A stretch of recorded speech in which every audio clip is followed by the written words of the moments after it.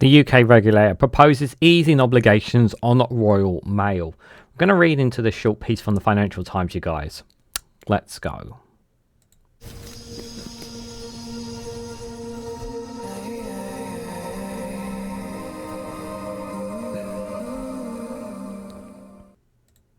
Good morning, good afternoon, good evening, wherever you are in the world. This is Reganelite here with an article from the Financial Times with the headline that the UK regulator proposes easing obligations on Royal Mail. Changes will allow postal service bought by the billionaire Daniel, I can't say surname, apologies, to make fewer deliveries. Guys, while you're here, make sure you hit the like button and share this across social media so others are notified of this video. So this short video, this short piece here from the Financial Times is a very, it's basically essentially the proposing of rolling back certain obligations that Royal Mail is supposed to be committed to. And this basically essentially will mean basically a bit less mail perhaps coming. Now, we're still guaranteed at least 5 days a week of mail. You'll still be guaranteed if these proposals go ahead. Still, with your first class stamp supposed to be arriving on the next day delivery, supposedly as well. But there are going to be some changes to second class stamps if this was to go through as well.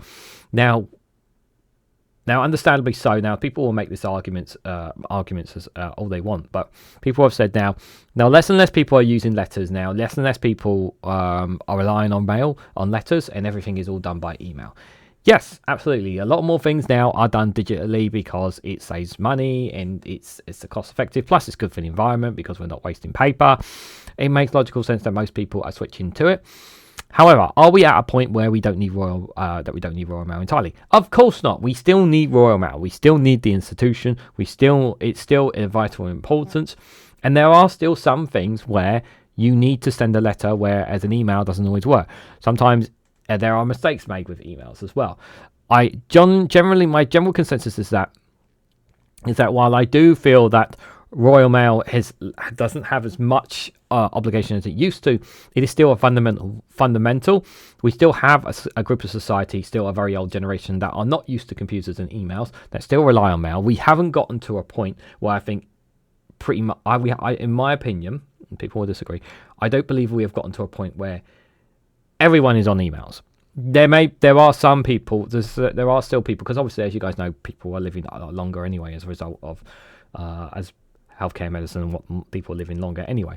But there's a lot of those older people who still don't use emails or don't know how to use computers and whatnot. So there is still that people who still rely on papers and letters. Now, I'm not saying this is the end of Royal Mail, but I am concerned about the regulation. And of course, I don't like the fact, and I'm sure many of you agree with me, or I would even go far as say I hate the fact that Royal Mail, which was a state company, is now privatised. I just generally believe that it's so much better if it was just back in the hands of the state. But this billionaire, his intention is to make money out of it. That's his intention, and he will do whatever it takes to make money out of this product, because that's what he sees it as. He sees it as a product of how can I squeeze money out of it, because that's what his intention is about it at the end of the day. And it's a provider that cannot, and here's the other thing as well about Royal Mail, right? It's a provider that cannot go bust. Like water, this is something that cannot go bust because people need it. People need their letters. People still need them. They're still a vital thing. So the UK's postal regulator has proposed changes to Royal Mail's obligations, allowing the company to make fewer deliveries. So the planned changes would be out for public consultation until April and would allow Royal Mail to make second-class deliveries on alternative weekdays rather than 6 days a week at present. Ofcom said it would also ease delivery targets, with 90% of first-class mails having to be delivered the day after posting, rather than 93% at present. So Royal Mail's chief executive Emma Gilthorpe welcomed the proposals, saying Ofcom's analysis showed that it is no longer financially sustainable to maintain a network built for 20 billion letters when we are now only delivering 6.7 billion. The government last month approved the sale of Royal Mail to Czech billionaire Daniel Křetínský in a £5.3 billion deal. Now, it is true, letters have been reduced now, and they're saying what was originally 20 billion is now 6.7 billion. It's absolutely true that we are, as I said, we are going less and less and less on letters. I think we all agree with that.